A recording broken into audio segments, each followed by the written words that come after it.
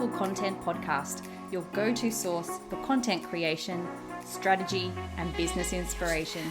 I'm your host, Mel Daniels, content strategist, coach and speaker, empowering women across the globe to grow their business with powerful content that connects, nurtures, and converts. So if you're ready to create standout content that gets you noticed and remembered, or build an aligned audience who love you and are ready to buy from you, you're in the right place. I believe that content has the power to connect us all. It's up to you how you use it. Listen in for genuine and insightful chats with guests, as well as practical tools and strategies from me. It's so lovely to have you here. Let's dive into the show.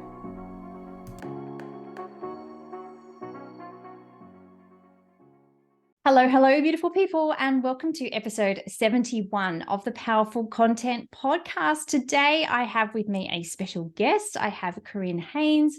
Korryn helps solopreneurs and business owners structure, streamline, and self-manage their administration and tech needs. Based in Brisbane, she's been running her business since 2016 after the birth of her first child and enjoys lifting heavy things at the gym and attending live concerts for fun.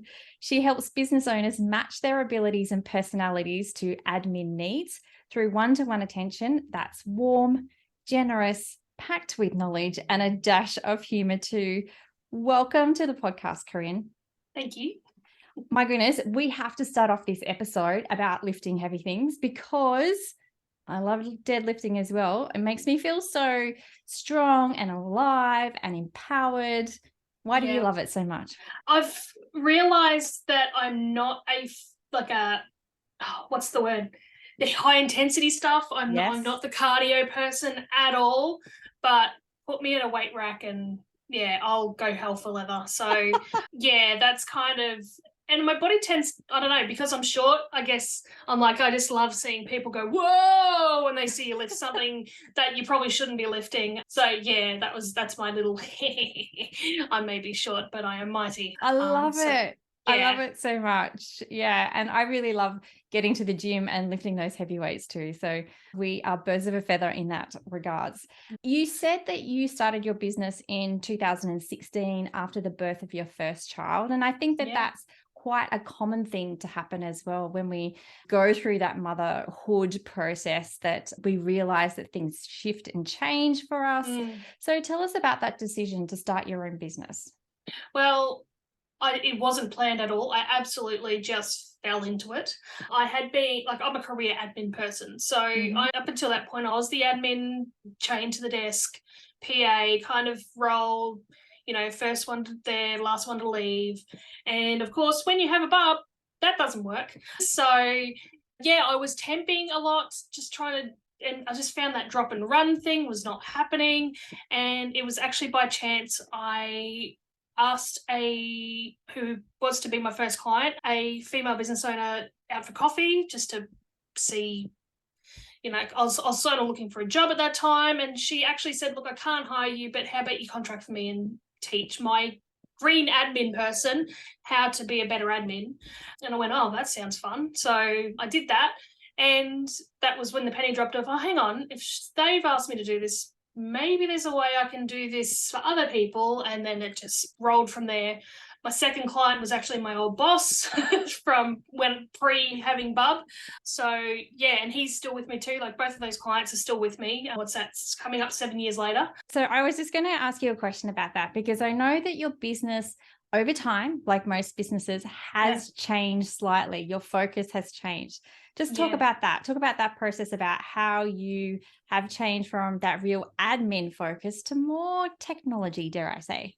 Yeah, I've always been that person in the office where I'd get asked, oh, the printer's not working or this isn't working. And I've always been that person who's been able to sit down and nut it out or just fix it. And so that right there is where I'm going, well, that's my strength that I can pass on to other people, whether that be doing it virtually or just sitting with them and going through the process of, okay, what are you using? What aren't you using? And so using that more rather than doing the admin stuff, because children, motherhood.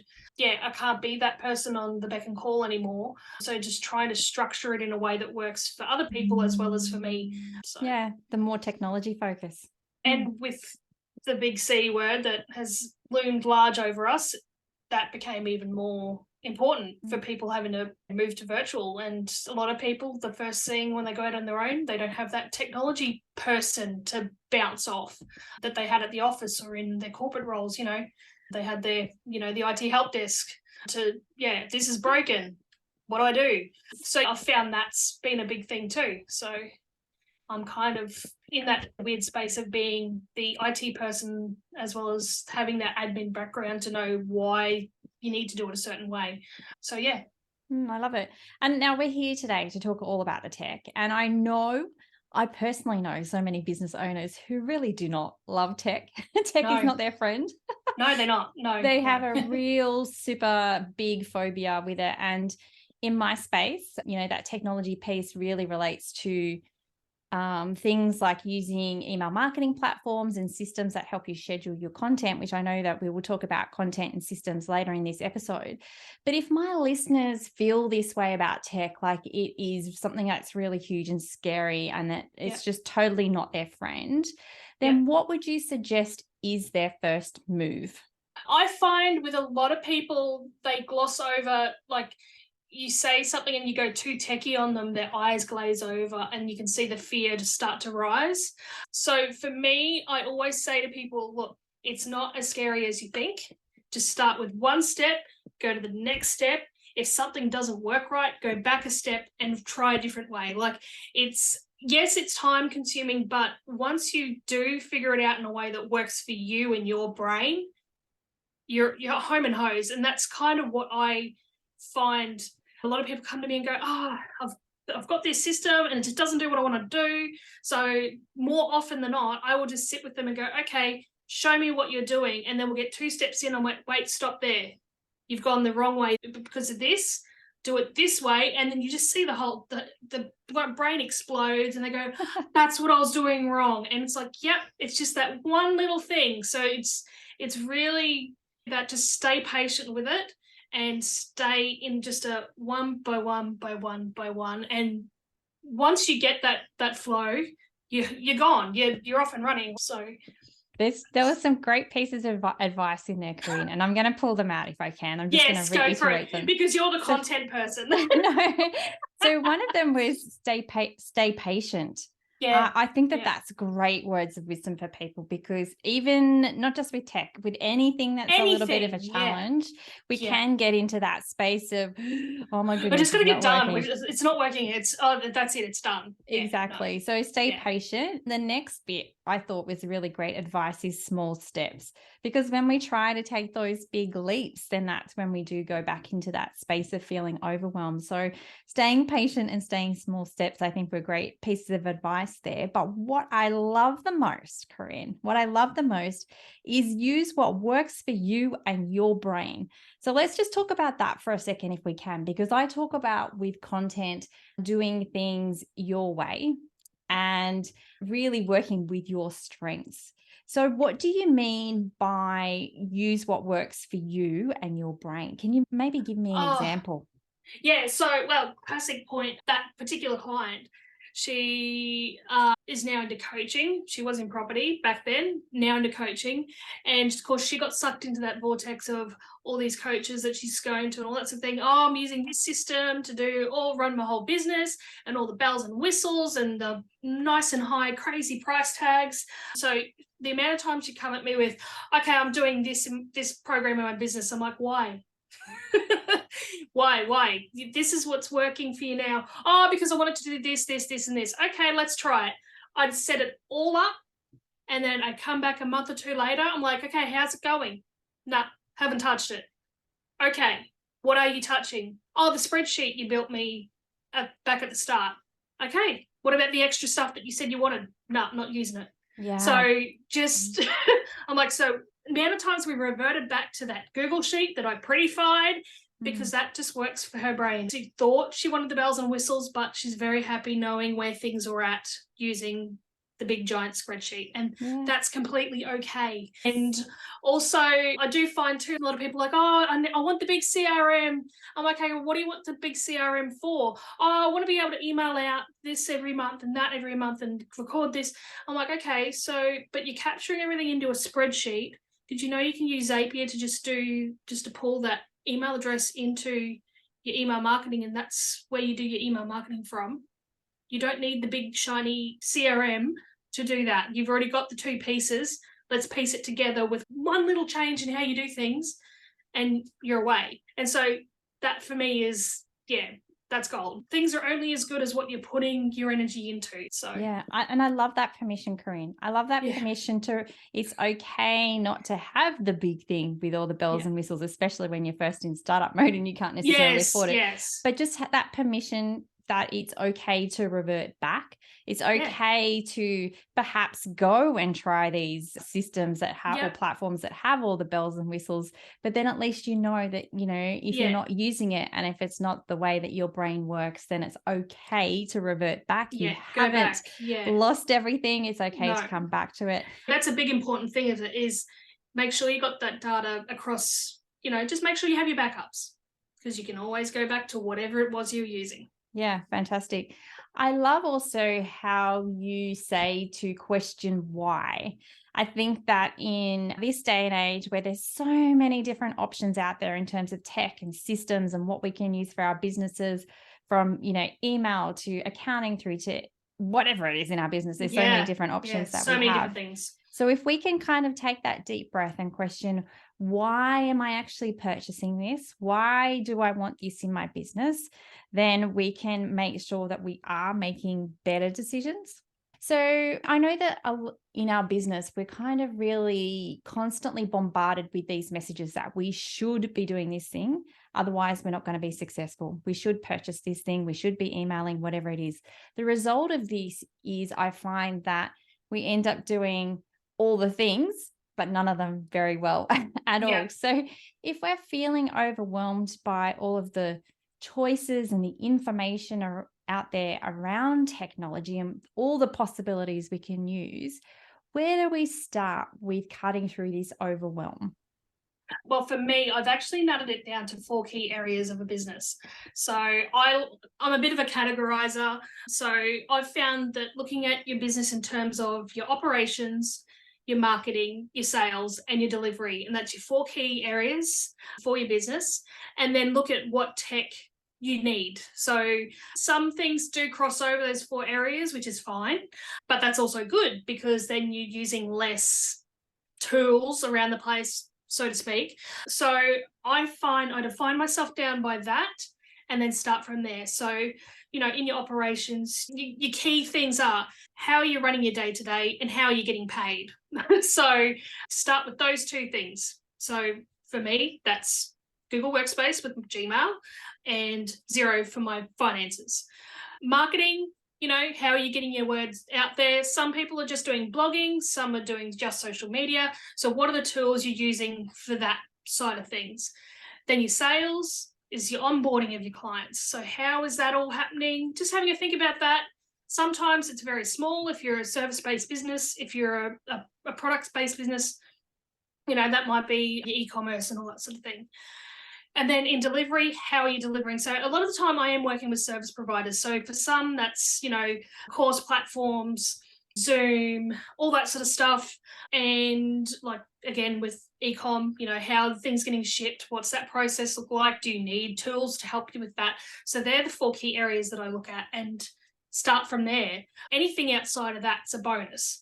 So like marketing, Canva falls into that category. Like how are you getting your graphics out there, or Photoshop, or whatever you use. So yeah, it's just defining those 4 key areas and just starting with that and then build out from there. There's so much noise out there of what tools can use for what are those areas. My biggest suggestion for people is look around your industry, look around your competition. You know, you don't want to know what your competitors are doing, but to be honest, they are the best sources of apps that are out there for your specific industry that you can find. So if you've got a few contacts that you work in the same space with, ask them, what are you using for this in your business? And you'll find more often than not, especially like allied health and those kind of fields that need specific like data, privacy, all that sort of stuff.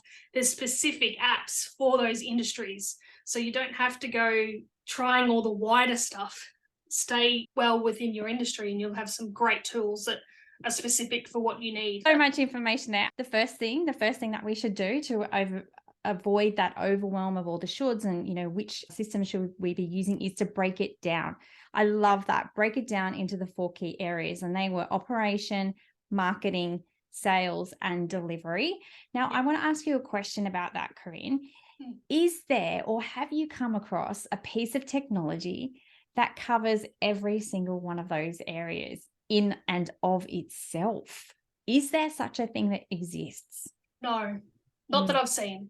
And that's another thing. A lot of people go, I wanted to do all the things.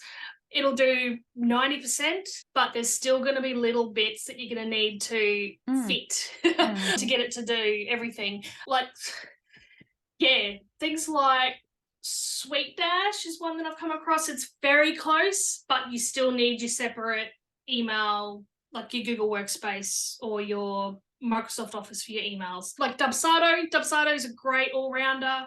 Again, there's bits and pieces in there that you still need to handle separately. That's actually my biggest thing is if you see something that's going, I do it all, nut right down into it and really ask that question, does it actually do what I want it to do? Because the amount of times, I've had clients come at me with, I'm using this, it says it does everything I need, and then we nut out what that is. We find big gaping holes that we still need to plug, and it's like, I'm going to have to pay extra for that subscription and that subscription and that.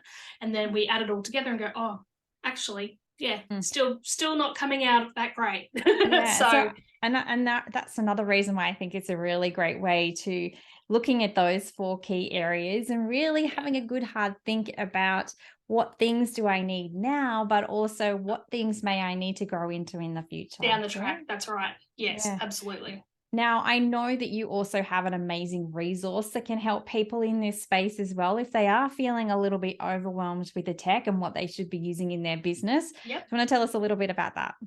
So yes, I've got my tech toolbox freebie. It is basically pretty much all the tools that I've come across or know of or have seen out in the wild, all condensed down into a central document with links. But it's basically categorized into what areas in your business it can help with. So rather than going down the Google wormhole, it's my central PDF. And I update it quite regularly, actually. I'll make sure that I put the link to that in the show notes so you can go and grab a copy of that. Okay, so let's just have a quick chat, if we can, Korryn, specifically around content, because it's my love and I know that everyone who's listening wants to know things about content. So now that we're feeling better about the tech, now that we've downloaded your PDF and we understand that there's 4 areas of tech or our businesses that we should be looking at: the operation, the marketing, the sales, and the delivery. So now we kind of understand that, it's just another piece of this business puzzle. How can we use tech to our advantage, specifically when it comes to content? So for me, like, it's gonna be super simple stuff, really.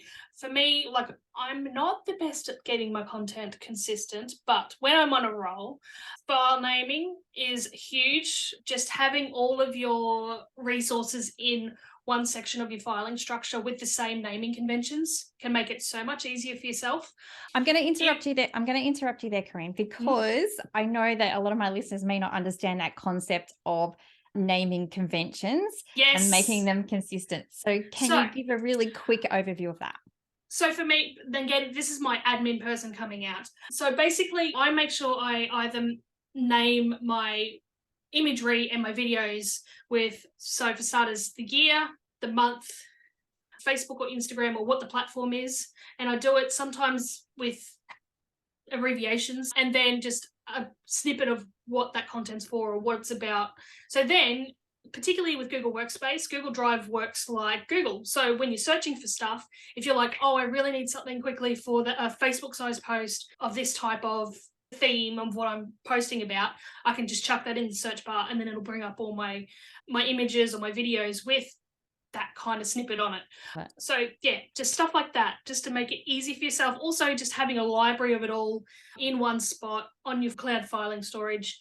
Okay, so file naming is one way that you can Yes. stay organized with Stay your organized, content. make it easy. I do all my content brain dumping on a Google sheet, and just having that all in a library on a spreadsheet in a central point makes things so much easier. So yeah, that's how I use that system.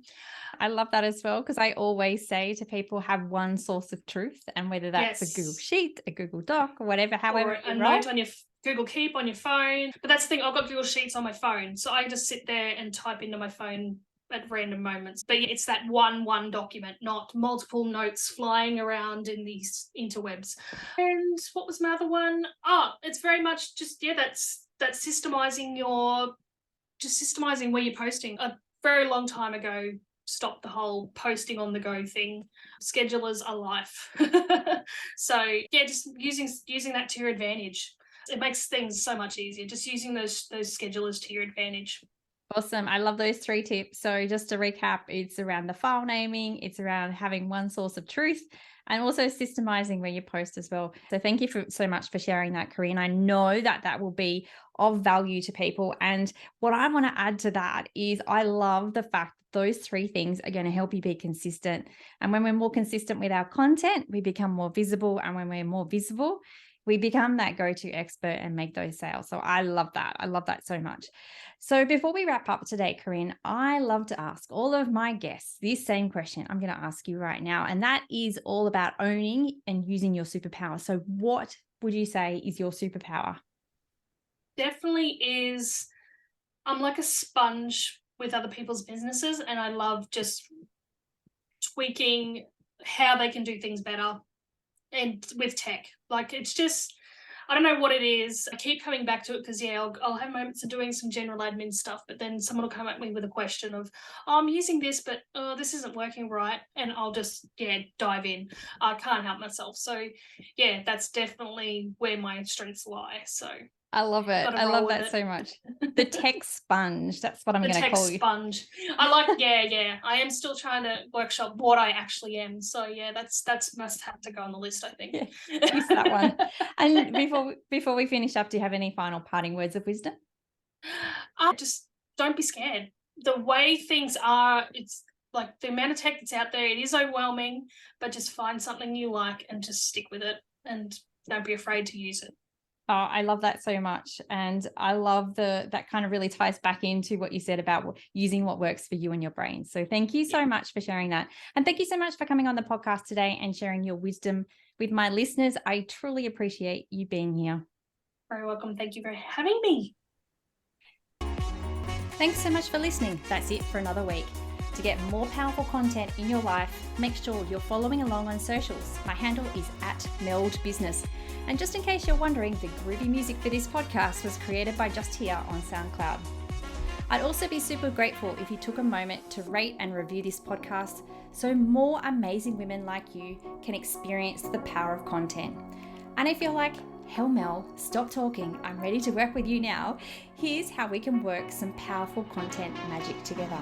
Firstly, come and join the Content Effect, my membership inspiring women with service-based businesses to ditch the content chaos and start creating standout content that gets you noticed and makes sales.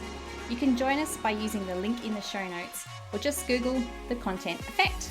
The second way we can work together is via my one-on-one packages. We can create a sustainable content strategy or start to build out your client journey. It's up to you. Pop on over to meldbusinessservices.com.au/services to find out more. Until next time, have a beautiful week and embrace the power of your content.